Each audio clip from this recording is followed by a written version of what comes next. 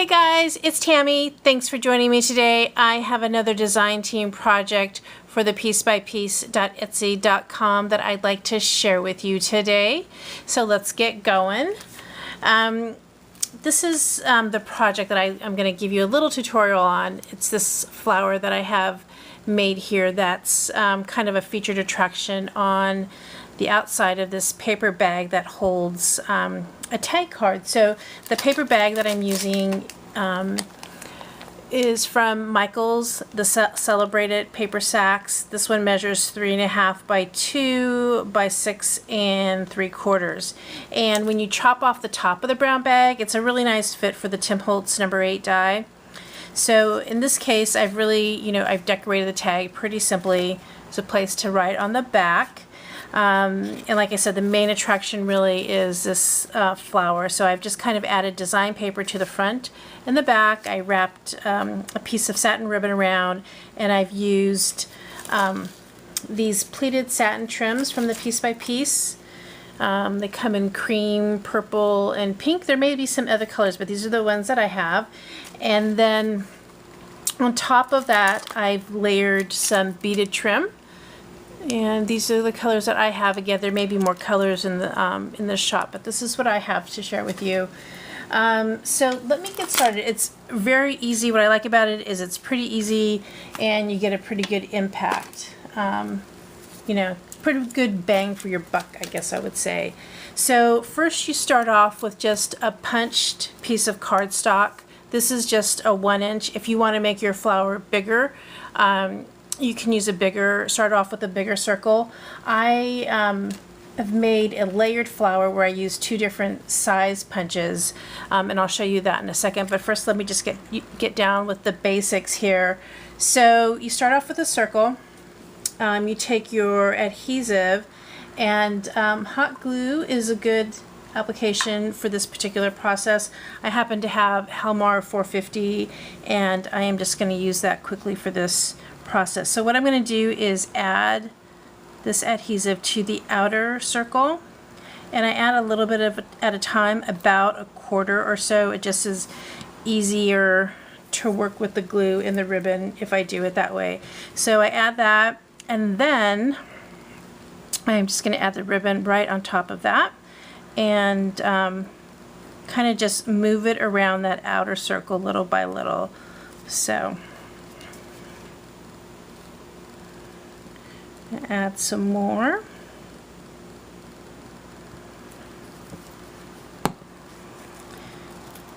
And the options are endless when you think about centers for these flowers.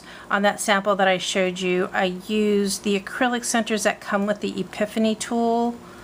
And I think I just recently saw somebody show some acrylic centers by Doris, and you can basically, they have adhesive on the back, so you can add your design paper to the acrylic, and that design paper will show through. They're really nice. It's a fun little, they make fun embellishments for a variety of things, and they also make, as you just saw, nice flower centers. So once I get to the end here, I'm going to add a little bit of adhesive to the fabric, because we're just going to end it by overlapping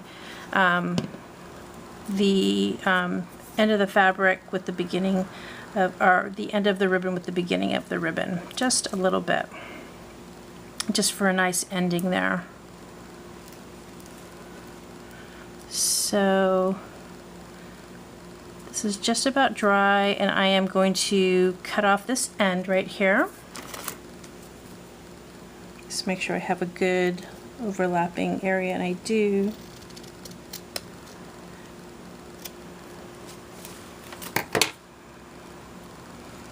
Okay, so that is that, and it's just that easy. Now you can leave it like this and add a center, but as you saw, I chose to add another layer of trim, which was the beaded trim, and the process is the same, but this time I'm going to add the adhesive right on top of this inner part of the circle. And I am just going to take this all the way around and lay it down very quickly.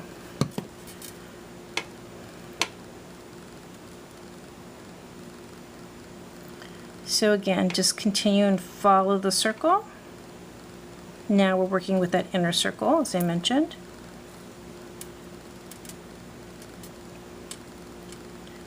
And find a nice place to end, and then you're just going to cut off that excess. I'm just going to hold it here for a few seconds so I can get that adhesive to dry, which it does dry pretty quickly. So I'm just going to cut that off right there. All right, now all I need is a center, and my flower will be ready for a project. So I just pulled a couple of options. I wasn't sure which one would work the best, but I have this really pretty flower or button center that I created a while ago, but I think it might be a little bit too big. But I also have this white center as another option, and I think that is the better option. So this is just a button. I've cut off the shank, and just going to add some of this Helmar 450 to the back. Add it to the center and call it a day, or should I say call it an embellishment.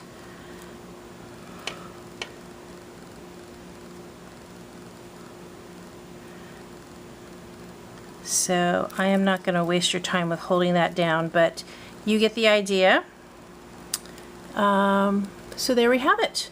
And again, you can make these in a variety of sizes. This one is a good, I started off with a 1-inch circle. Let me just measure it real quick.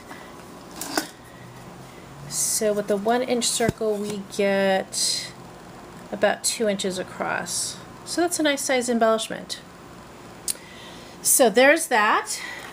So I also wanted to just show you, like I said, I had been working on another flower. So here's a similar card, just using, or I'm sorry, a brown paper bag using a different pattern paper.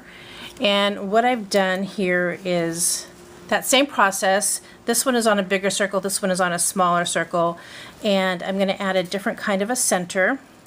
So what I've done is I've taken the extra large eyelet and used my crocodile to close it, just as if, you know, I was putting it in paper. I just closed it, and I am going to add a brad in the center of that to layer it for my flower center. So I am going to put it in, this is the smaller of the two, and I do have a hole that I poked in there, and it's giving me a little bit of a trouble because I had opened this. So let me close that up. Okay, there we go. All right, so I'm just going to close that, brad in the back, and position this over the ribbon. So that makes a really nice flower center. And now I can just glue those together and make a nice layered flower. So again, just using the Helmar because I've got some metal pieces and it's going to go on top of ribbon. And but hot glue would work well on this as well. So then I am just going to add that there. That glue is dry, so I can just add the Helmar to the back of this.